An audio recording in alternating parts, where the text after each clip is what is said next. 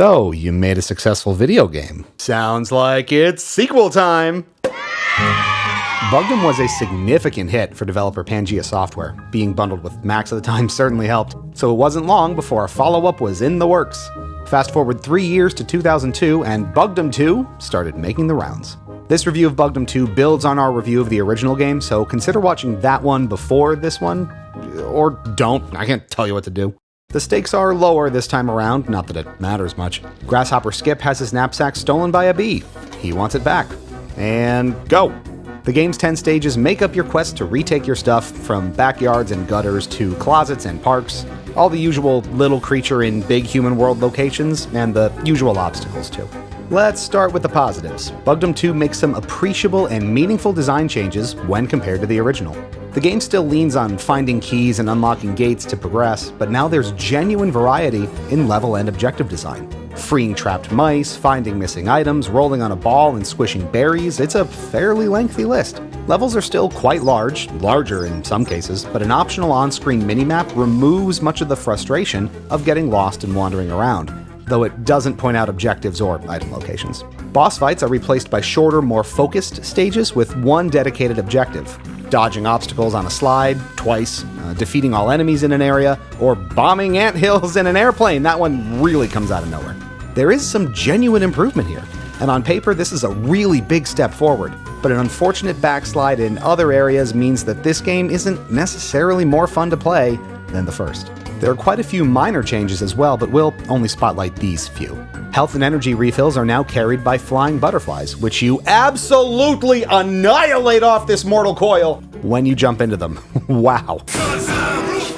This renders nuts largely useless outside of point clovers and checkpointing, which is probably for the best, as kicking them now sends them flying, meaning you have to go chase their contents down, adding an extra layer of tedium to an already tedious task. Being a grasshopper, Skip can fly around if you have the energy for it, and a full meter means a surprising amount of time in the air. This lets you cover lots of ground safely, and it can make many jumps in situations much easier. To compensate for the lack of rolling from the first game, the pacing is much quicker overall. You move a lot faster and jump a lot higher, but this leads to generally twitchier control, and it doesn't always feel like a positive modification. Now, to be clear, it's not that the gameplay is fundamentally bad, but it certainly feels generic and soulless. Admittedly, you could say the same thing about the first game to some degree, but this one magnifies those complaints in noticeable ways, and a lot of that comes down to its more subjective elements, namely the graphics and the sound. So while gameplay is a mixed bag of positives and negatives, it's the presentation that ultimately drags Bugdom 2 down several notches. While the original game largely benefited from what was on screen and coming through the speakers, that's very much not the case here.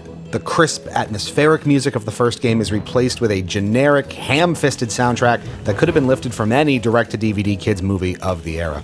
Not all tracks are clunkers, but many are, and it's a real shame. The music really was one of the best things about the first title. To top it all off, some of the NPCs have voices. Awful, awful voices. Well, hello, Skip. I'll give you a map if you'll bring me an acorn. And they repeat the same lines every time you walk past them until you complete their tasks. I'm Sam the Snail, and I seem to have lost my shell. No thanks. Visual fidelity has improved, and the environment design is noticeably more detailed, especially in terms of asset variety.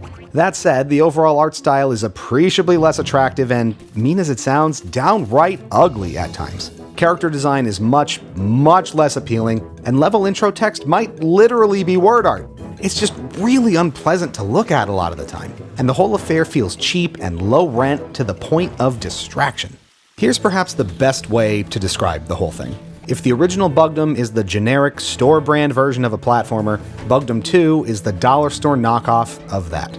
This is one of those odd sequels that directly and successfully addresses some of its predecessor's faults while introducing many of its own. There's some genuine thought and consideration on display here, but it doesn't come together like you'd expect. It's simply a less engaging experience, and substantial changes to the game design don't mean much when seemingly everything else is rowing in the opposite direction. So when you put it all together, Bugdom 2 gets 2 Gloobies out of 5, a textbook example of 1 step forward and 2 steps back. There may be some limited appeal here for very young players or those who look back on it fondly, but for the broader population, it's probably a tough sell today. Much like the first game, this one also got an enhanced open source port, which is what you've been seeing this whole time. It's available on the iOS App Store as well, but it's hard to recommend for free, let alone in paid form, so maybe find a different nostalgia hit to play on your train to work. Thanks so much for watching. Stay fresh, cheese bags. We'll catch you back here real soon. Also, just saying, we made it through both reviews without a single reference to A Bug's Life, and that restraint deserves applause. Oh, thank you. Thanks very much. That's so nice of you.